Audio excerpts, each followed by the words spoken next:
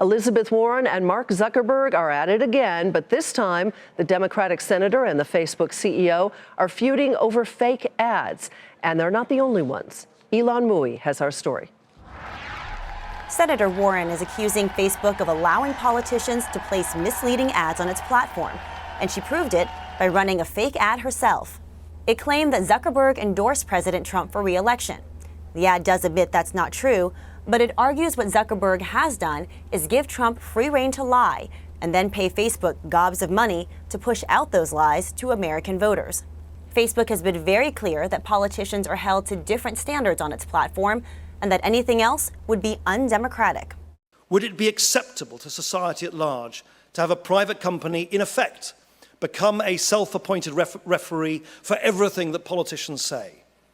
I don't believe it would be.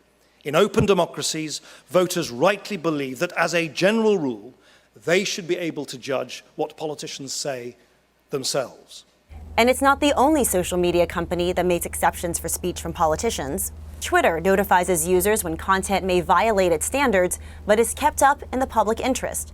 YouTube applies different standards to content beyond ads that comes from candidates and elected officials. When you have a political officer that is making information that is really important for the constituents to see or for other global leaders to see, that is content that we would leave up because we think it's important for other people to see. But the current political climate is testing the limits of that approach.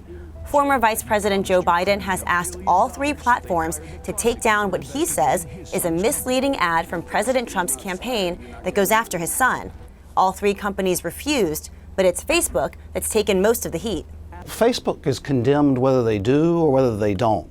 And, they don't want to be the arbiter and they don't want to take sides in these political debates. And their stated policy, I think, is fair. Expect this fight to continue as the Democratic presidential candidates and the Trump campaign gear up for tomorrow's debate. For Nightly Business Report, I'm Ilan Mui in Washington.